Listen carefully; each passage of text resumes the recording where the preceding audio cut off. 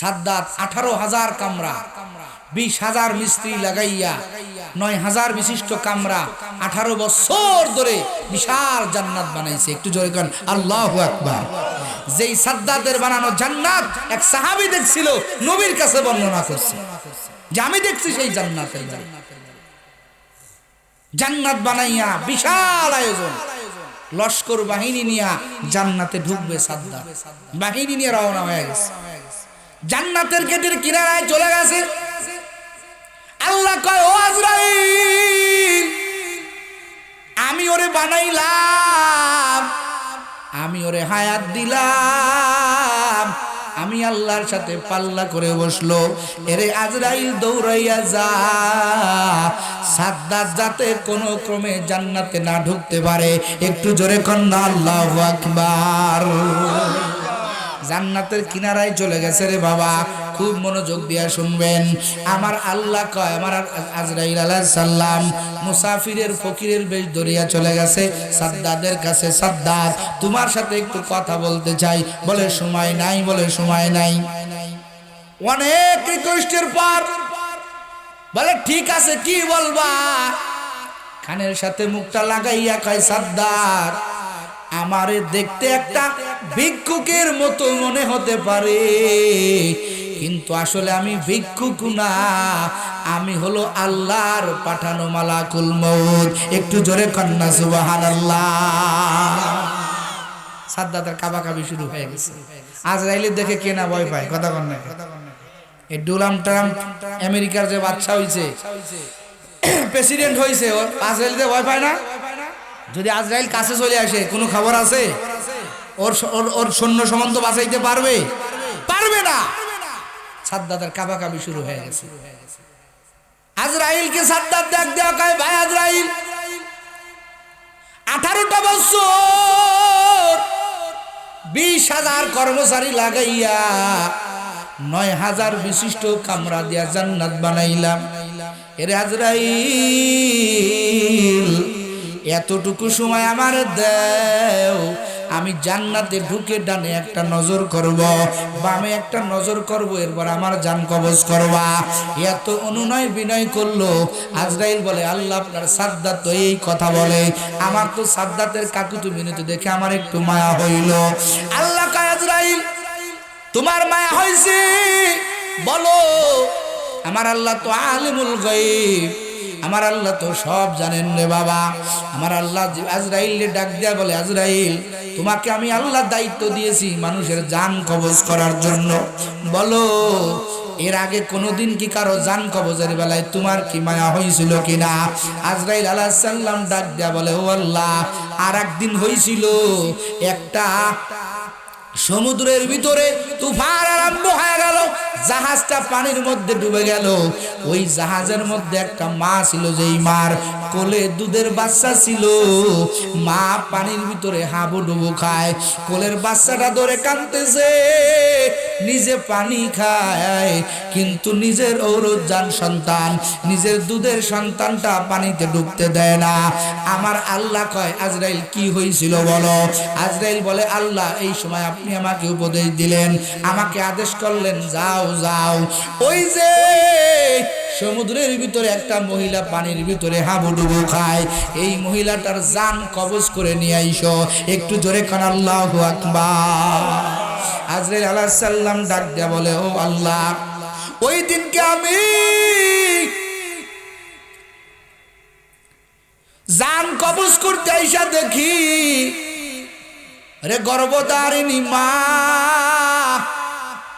বাচ্চাটা পানির উপরে দুটো হাত দিয়ে ধরে আছে, নিজে পানি খায়, বাচ্চাকে খাওয়াইতে দেয় না।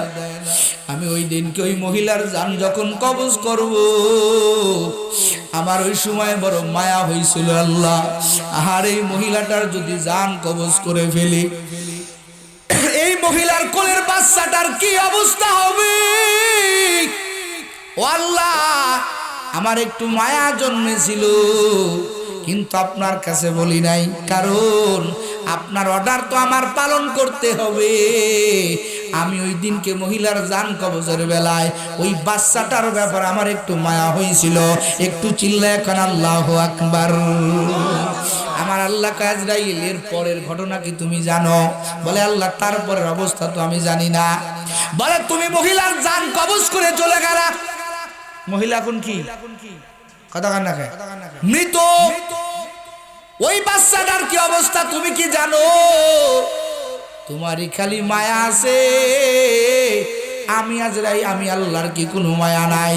তুমি তো মহিলার জান কবজ করে নিয়ে চলে গেলা, আমি আল্লাহ তাআলা কি করলাম জানো নি? আমি আল্লাহ বললাম ও সমুদ্রের পানিরা তোরা খবরদার, আমার ছোট বান্দা তোদের কাছে আছে, খবরদার আমার বান্দা যাতে পানির ভিতরে ডুবে না যায়, আমার বান্দা যাতে এতটুকু পানি না খায়। আমি সমুদ্রের পানির অর্ডার করলাম, তোরা ঢেউয়ের ধাক্কায় ধাক্কায় আমার এই ছোট বান্দাটাকে অমুক জংলার তীরে পৌঁছানোর ব্যবস্থা কর। আমার আল্লাহ কয় আজরাইল আমি আল্লাহ ঢেউর ধাক্কায় ধাক্কায় ধাক্কায় আমার ছোট বান্দাটাকে আমি আল্লাহ সমুদ্রের তীরে পৌঁছাইয়া দিলাম। শুধু তাই না, আমার বান্দার তো মাও নাই বাবাও নাই, বড় এতিম, ক্ষুধার জ্বালায় কান্না করছিল রে আজরাইল। আমি আল্লাহ পাক জঙ্গলার একটা হিংস্র প্রাণী বাঘ আমি আল্লাহ অর্ডার করলাম, এ বাঘ যা যা যা জঙ্গলার একটা কিনারে আমার এক ছোট বান্দা, ওর মা নাই ওর বাবা নাই, বড় এতিম, তাড়াতাড়ি চলে যা। ও বাঘ তোর উলানটা তোর দুধের স্তনটা আমার বান্দার মুখে লাগাইয়া তোর দুধের মাধ্যমে খাদ্যের ব্যবস্থা কর। আমার আল্লাহ কয় ফেরেশতা ও আজরাইল আমি বাঘের দুধ খাওয়াইয়া ছোট থেকে বড় করলাম, জানো নি ওই ছোট বান্দাটা আজকে কত বড় হয়েছে? আজরাইল কয় আল্লাহ তাকে তো চিনি না।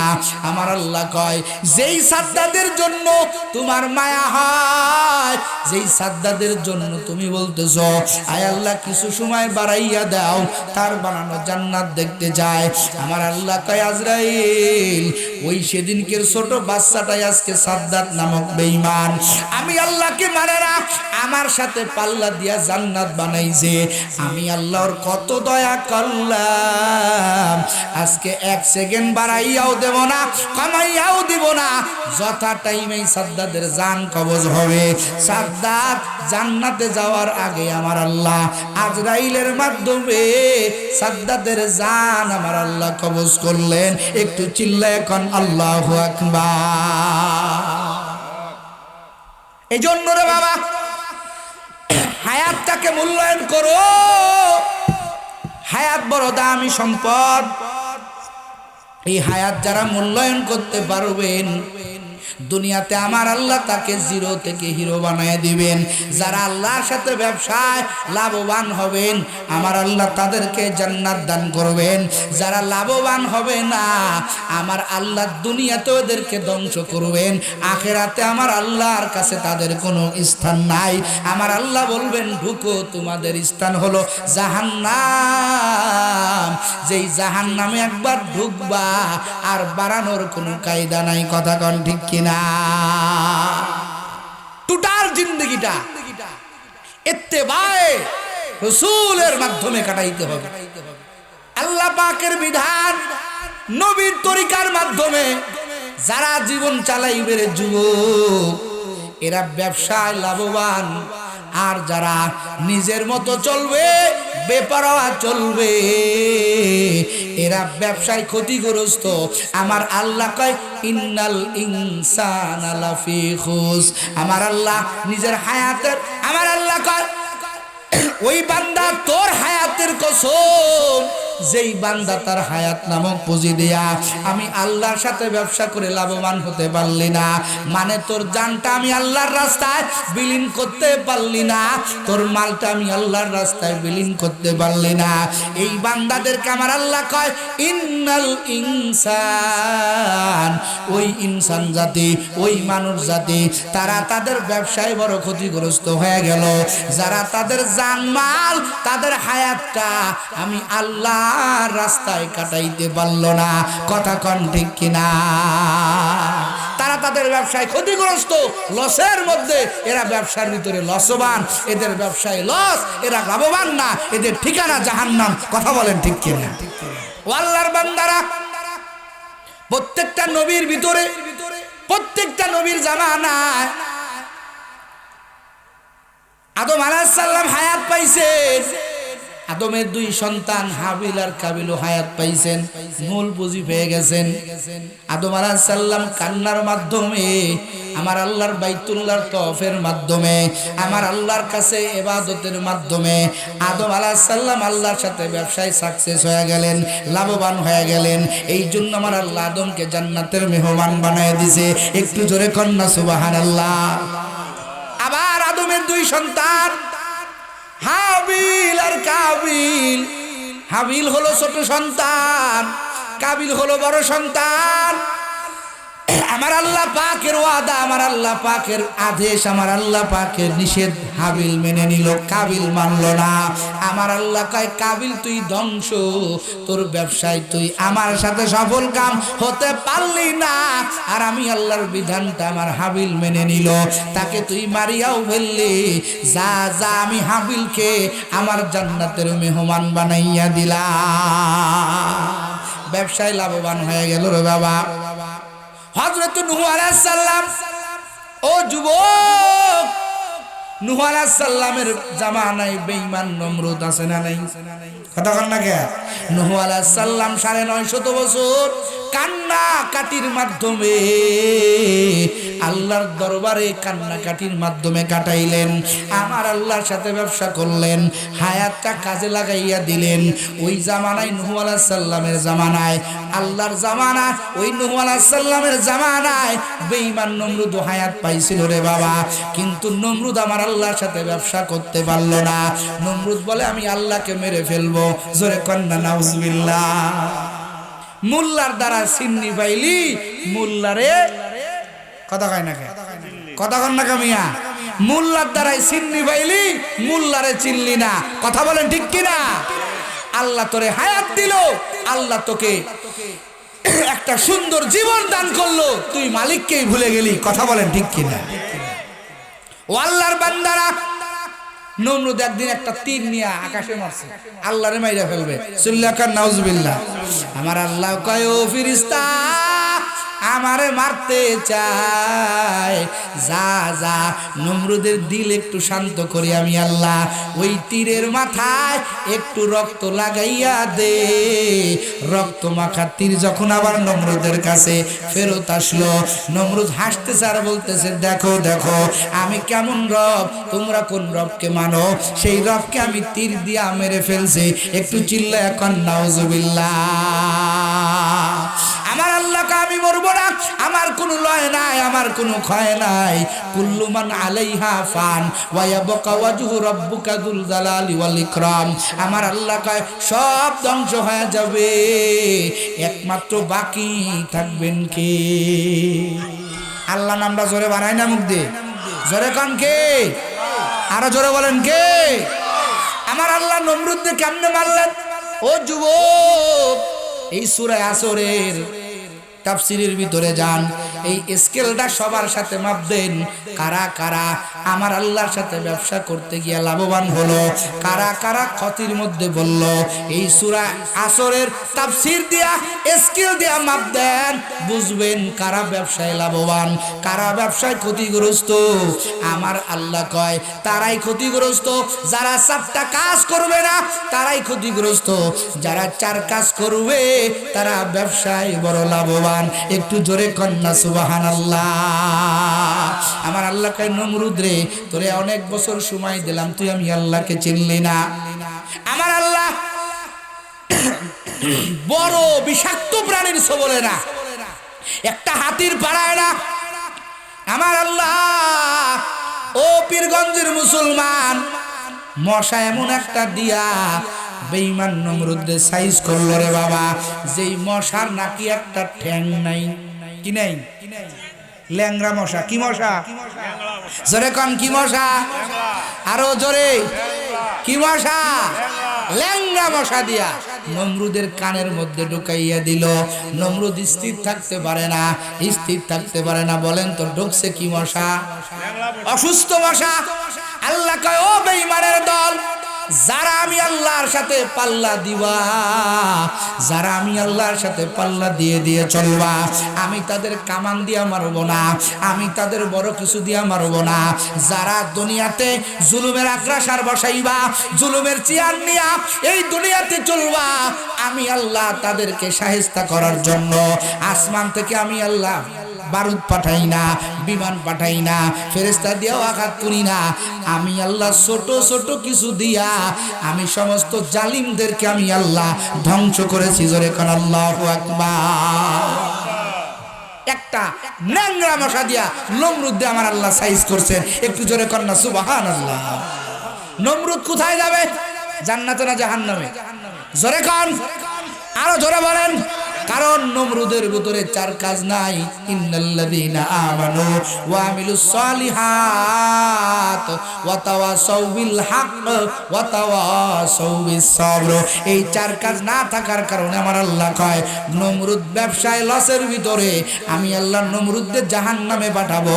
আর আমার পয়গম্বর নূহ আলাইহিস সালাম 950 বছর কালেমার দাওয়াত দিল, মার খাইলো, গালি খাইলো, সব কিছু করলো। আমি আল্লাহ আমার পয়গম্বর নূহরে আমি আল্লাহ জান্নাতের মেহমান বানাইয়া দিলাম। ও আল্লাহর বান্দারা, আসেন তার একটু পরে হযরত ইব্রাহিম আলাইহিস সালাম, আমার আল্লাহ পাক রব্বুল আলামিন ইব্রাহিম আলাইহিস সালামের জামানায় আমার আল্লাহ পাক দিলেন ফেরাউন রে। কারে দিলেন? কথা কান, ফেরাউন তো না, কারে দিছে? নমরুদ দিছে না? নমরুদ দিছে। ইব্রাহিম আলাইহিস সালাম রে দিলেন নমরুদ, নূহ আলাইহিস সালাম রে দিছে কারে? কারণ রে না? হ্যাঁ, মুসা আলাইহিস সালাম রে দিছে ফিরাউনের জামানায়। মুসা আলাইহিস সালাম রে কোথায় দিছে বলেন? ফিরাউনের জামানায়। এই ফিরাউন 400 বছর এই জমিনে রাজত্ব করছে। জোরে কোন কয়শো বছর? জোরে কোন কয়শো বছর? 400 বছর, 1-2 বছর না। পৃথিবীর ইতিহাস ঘুরলে পাওয়া যায় যে একজন জালেম পৃথিবীর ভিতরে 400 বছর জুলুমবাজি করেছে এমন আর কেউ পাওয়া যায় না। একজনই পাওয়া যায়, সেটা হলো ফিরাউন। একটু জোরে কান আল্লাহু আকবার। 400 বছর পুরা পৃথিবীর ক্ষমতা করছে। ভাইরা আমার, ফিরাউন ক্ষমতা পাইয়া দাবি করে ফেললো, আনা রব্বুকুমুল আলা। কি দাবি করে? আমি সব চাইতে বড় খোদা। একটু চিল্লায়া কন্না নাউজুবিল্লাহ। আমি সব চাইতে বড় খোদা, আমার মতো বড় খোদা নাই। বলেন তো আমাদের খোদা কে? আরো জোরে বলেন, আরো জোরে বলেন। ফেরাউন কয়, আমি বড় খোদা, যেন তেন খোদা না, আমি বড় খোদা। আল্লাহ কয়, ফেরাউন রে, তোরে আমি আল্লাহ 400 বছর রাজত্ব দিলাম, তুই দুনিয়াতে রাজত্ব কামাই করলি, আমি আল্লাহ তো তোরে ছাড় দিয়েছি কিন্তু ছেড়ে দেই নাই। আল্লাহ কয়, দাঁড়া দাঁড়া, আমি আল্লাহ তোর রাজত্ব করিয়া রব স্বীকার করার, রব নিজেকে বানানোর শাস্তি কেমনে দেওয়া লাগে আমি আল্লাহ তোরে পরতে পরতে বোঝাবো। একদিনকে হঠাৎ করে নীল দরিয়ার মধ্যে পানি নাই। বলেন না আল্লাহু আকবার। এখন জনগণ চলে আসছে ফেরাউনের কাছে, তুমি না আমাদের খোদা? বলে হ্যাঁ। বলে তুমি খোদা দাবি করছো, নীল নদের মধ্যে পানি নাই, আমরা ওখান থেকে পানি নিয়া নিজেদের জমি জমা চাষাবাদ করব, কোনো পানি নাই। যেহেতু খোদা দাবি করছো, এই নীল দরিয়ার মধ্যে তুমি পানি আনার ব্যবস্থা করো। ফেরাউন ডাক দিয়া কয়, জনগণ সমস্যা নাই, আমি তোমাদেরকে পানি আনার ব্যবস্থা করতেছি। একটু চিল্লায়া কর নাউজুবিল্লাহ। ফেরাউনের ক্ষমতা আছে নীল নদে পানি আনা? খুব মনোযোগ দিয়া বুঝবেন। এটাকে বলা হয় পলিটেকনিক্যাল একটা বিষয়। কারণ এই যুগের মধ্যে কিছু নেতা নির্বাচনের আগে ভোটে যাওয়ার জন্য, জনগণের ক্ষমতা পাওয়ার জন্য কিছু পলিটেকনিক্যাল বিষয় খাটাইয়া জনগণের মগজ ধুলাই করার অপচেষ্টা করে। কথা বলেন ঠিক কিনা? এরা প্রতিশ্রুতি দেয়, রাস্তা করে দিব, ঘাট করে দিব, অমক করে দেব, তমক কিছুই করে দেয় না, মাঝখানে কিছুই করে না, কিছুই করে না, যা ওয়াদা দেয় সমস্ত কিছু বরখেলাপ করে। কথা বলেন ঠিক কিনা? ফেরাউন কয় জনগণে পাঠাইয়া দিছে, এখন মন্ত্রী কয় হুজুর আপনি তো জনগণে বলেন নীল দরিয়ায় পানি আইনে দিবেন, তো কেমনে দিবেন, এগুলো কি আপনার দ্বারা সম্ভব? ফেরাউন কয় তোরা বুঝবি না, এটা আমার একটা টেকনিক, আমার একটা বুদ্ধি। জোরে কন্না নাউজুবিল্লাহ। ও আল্লাহর বান্দারা, ও যুবক, ওই রাত্রিবেলায়, যেই রাত্রিবেলার আগের দিন ফেরাউন বলছে আমি তোমাদের কালকের মধ্যে নীল দরিয়ায় পানি আনার ব্যবস্থা করতেছি। যেই ফিরাউন আল্লাহকে মানে না, যেই ফিরাউন বলে আনা রব্বুকুমুল আলা, আমি হইলাম বড় খোদা, আমার মতো বড় খোদা কেউ নাই, এই ফিরাউন জানে, নিজেও জানে আমি আসলে রব হতে পারি নাই, আমার ক্ষমতা নাই নীল দরিয়ায় পানি আনা।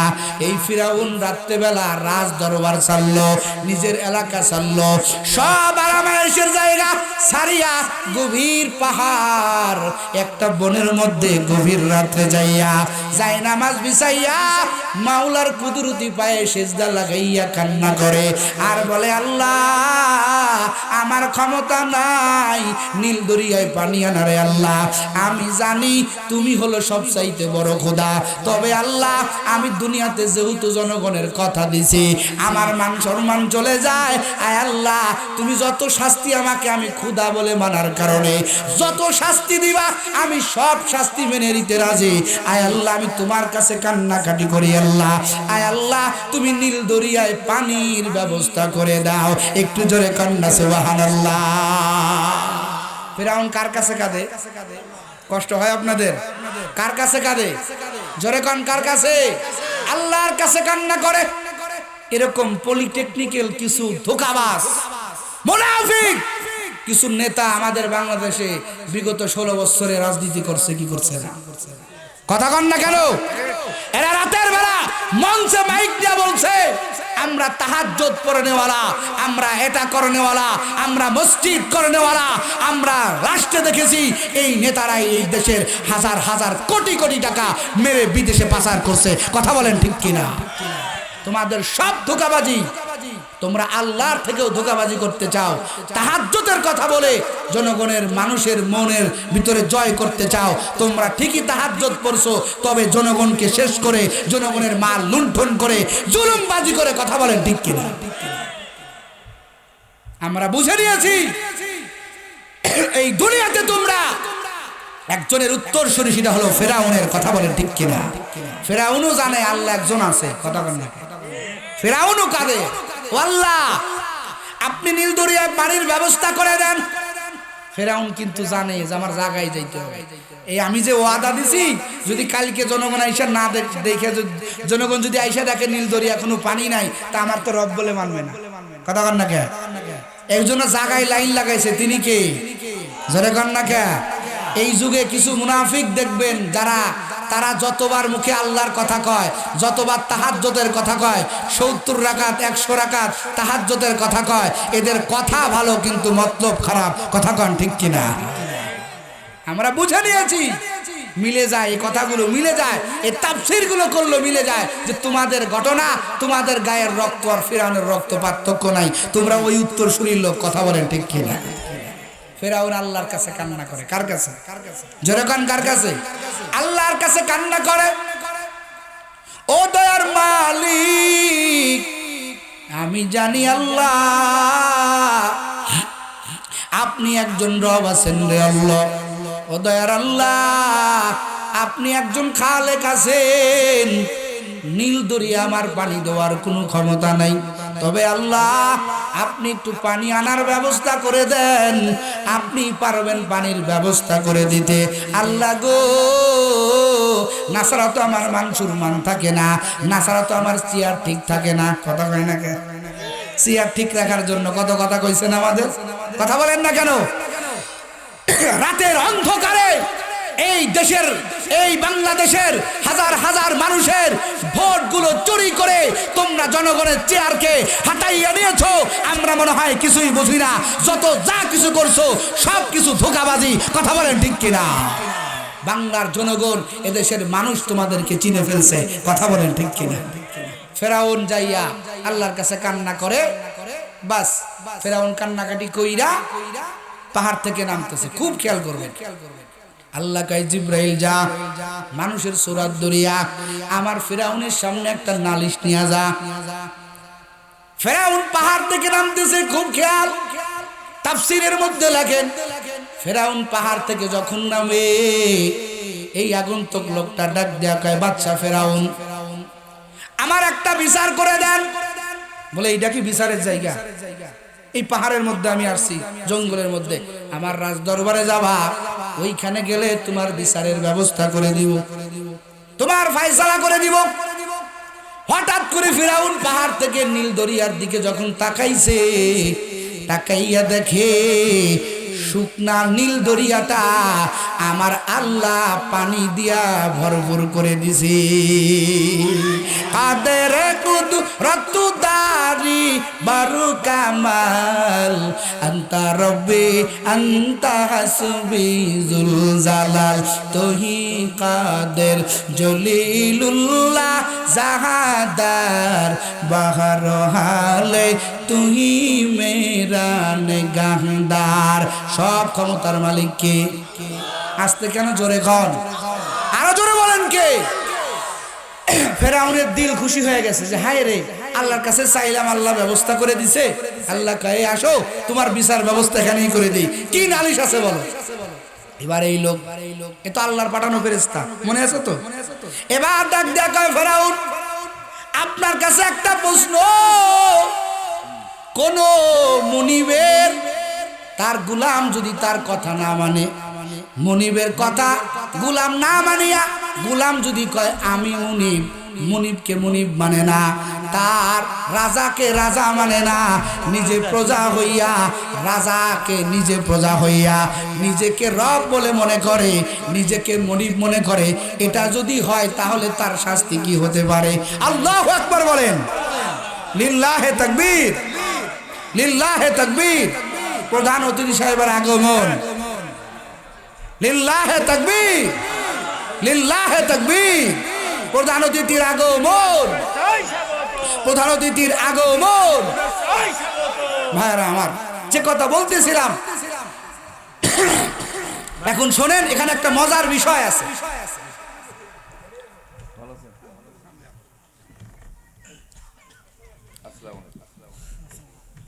ভালো আছেন? তো এখন ফেরাউনের কাছে একটা ফয়সালা আছে, খুব খেয়াল করেন। কি ফয়সালা? বলতেছে কোন গোলাম যদি তার মুনিবকে মুনিব না মনে করে, নিজে মুনিব হইয়া গোলাম হইয়া, মুনিব নিজে গোলাম হইয়া গোলামকে মুনিব মনে করে, তার শাস্তি কি হওয়া উচিত?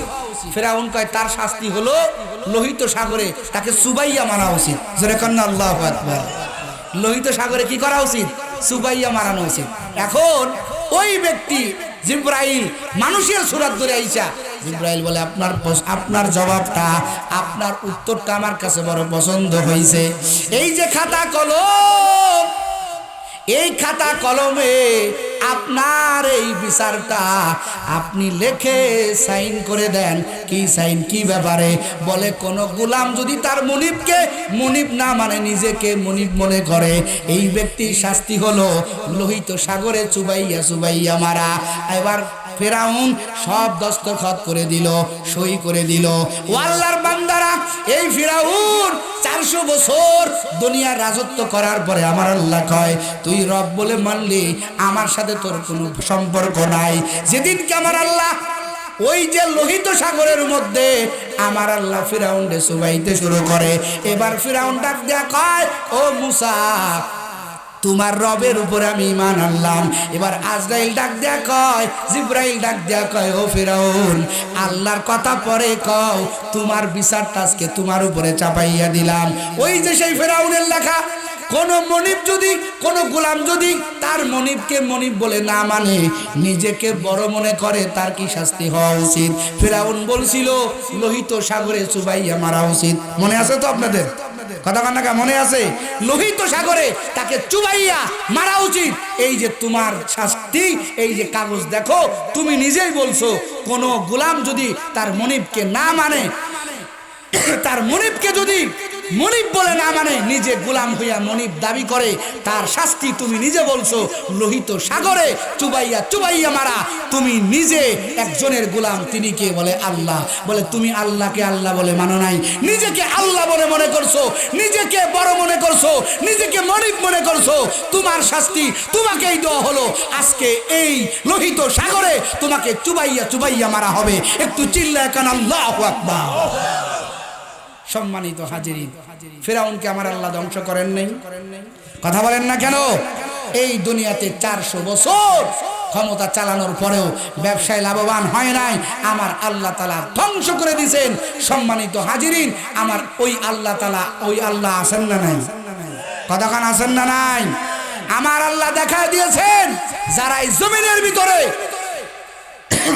অন্যায় ভাবে, জমিনের ভিতরে যারা ক্ষমতার চেয়ার টিকে রাখতে চায়, আমার আল্লাহ তাআলা তাদেরকে দৃষ্টান্তমূলক আমার আল্লাহ তাআলা শাস্তির ব্যবস্থা করে দিয়েছেন। কথা বলেন ঠিক কিনা? সম্মানিত হাজিরিন, ও আল্লাহর বান্দারা, ও পীরগঞ্জের মুসলমান, ও পর্দার আড়ালের আম্মা জানেরা, আমার আল্লাহ কয় বান্দা, এই জন্য ব্যবসায় লাভবান হতে হলে তুমি 3টা জিনিস করবা, তুমি 4টা আমল করবা। এই 4 আমলের করার কারণে আমি আল্লাহ তোমাকে ব্যবসার মধ্যে লাভবান বানাইয়া দিব। আমার আল্লাহ কয় ইন্নাল্লাযীনা আমানু ওয়া আমিলুস সলিহাত ওয়া তাওয়াসাউ বিল হাক্কি ওয়া তাওয়াসাউ বিস সবর। আমার আল্লাহ কয় 4 আমল। 1 নাম্বার আমলের নাম হলো ঈমান। জোরে কান আল্লাহু আকবার। তুমি ঈমানদার হও। 2 নাম্বার আমল, তুমি নেককার হও, ভালো আমল করনেওয়ালা হও, ঈমানওয়ালা আমলওয়ালা তুমি যদি হতে পারো, আমার আল্লাহ তাআলা কোরআনুল কারীমের আরেকটা জায়গায় আমার আল্লাহ বর্ণনা করেছেন, যারা ঈমান ভালো করেছে, ঈমান মজবুত করেছে, যারা আমল মজবুত করেছে, আমার আল্লাহ দুনিয়াতে তাদেরকে 3টা পুরস্কারের ব্যবস্থা করছেন। একটু জোরে কন্যা সুবহানাল্লাহ। কয় পুরস্কার? জোরে কোন কয় পুরস্কার? কয় আমলের কারণে? 2 আমলের কারণে। 1 নাম্বার ঈমান, 2 নাম্বার নেক আমল। কি কি পুরস্কার? আমার আল্লাহ কয়, দুনিয়ার মানুষ, যদি তোমরা তোমাদের আমল ভালো করো, ঈমান ভালো করো, আমি আল্লাহ দুনিয়াতে তোমাদের 3টা পুরস্কার দেব। 1 নম্বরের পুরস্কার হলো সারা পৃথিবীর মধ্যে আমি আল্লাহ ক্ষমতা মুসলমানের পায়ের গোড়ায় এনে দেব। জোরে কোন আল্লাহু আকবার। আমার কথা না, আল্লাহর কোরআনের কথা। 1 নম্বর কি দিবে আল্লাহ? পুরা পৃথিবীর ক্ষমতা মুসলমানদের পায়ের গোড়ায় এনে দেবে। বলেন তো আজকে পৃথিবীতে মুসলমানদের কি রাজত্ব আছে? কথা কন নাকি আছে? কসু আছে? কোথায় রাজত্ব আছে? আজকে মুসলমান তাদের রাজত্ব হারায় ফেলছে, তাদের ক্ষমতা হারাইয়া ফেলছেন একটা মাত্র কারণে রে বাবা, ঈমান নষ্ট, আমল নষ্ট। আমল আর ঈমান মজবুত না থাকার কারণে রে যুবক, আজকে আমরা বেঈমানদের হাতে মার খাই। কথা বলেন ঠিক কিনা? তবে এখন আলামত ভালো, সব জায়গা আমার আল্লাহ মুসলমানদের বিজয় আমার আল্লাহ চূড়ান্ত করতেছেন। কারণ যখন থেকে আমরা আমাদের ঈমান মজবুত করব, যখন থেকে আমরা আমাদের আমল মজবুত করব, তখন থেকে আমার আল্লাহ পুরা পৃথিবী আমার আল্লাহ মুসলমানদের রাজত্বের মধ্যে, মুসলমানদের আয়ত্তের মধ্যে আমার আল্লাহ এনে দিবেন, ওয়াদা করেছেন আমার আল্লাহ। একটু চিল্লায়া কন্যা সুবহানাল্লাহ। ঈমান মজবুত করতে হবে। কোন ঈমান? যে ঈমানে তুমি সুদ খাওয়া হারাম মানতে পারো না, ওই ঈমান না। যেই ঈমানে তুমি বেপরদায় চলতেছো, ওই ঈমান না। যেই ঈমান, ওটাই ঈমান যেই ঈমানের ভিতরে, যেই ঈমানের দাবিতে তোমার সামনে যদি কেউ রাসূলকে নিয়ে কটূক্তি করে, তোমার সামনে যদি কেউ একজন আলেমকে নিয়ে বেইজ্জতি করে, দেহের তাজা রক্ত থাকতে একজন আলেমকে বেইজ্জতি হতে দেব না, একজন আলেমের হাতে শিকল পরাইতে দেব না। কথা বলেন ঠিক কিনা? আর আমরা নাকে তেল দিয়া ঘুমাই, অমুকের দর্শে কি হয়েছে, অমুক জায়গা মুসলমানদেরকে মেরে চুয়া করে দিচ্ছে, তাতে সমস্যা কোথায়? সমস্যা নাই। আজকে অমুক জায়গা হচ্ছে, কালকে যে তোমার হবে না তার গ্যারান্টি কি? কথা বলেন ঠিক কিনা?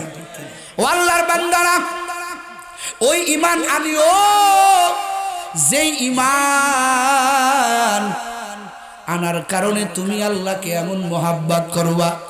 ওরে পর্দার আড়ালের আম্মা জান, যে ঈমান তুমি নিয়ে চলো একটু ঠান্ডা হইলেই তুমি নামাজের দ্বার ধরো না।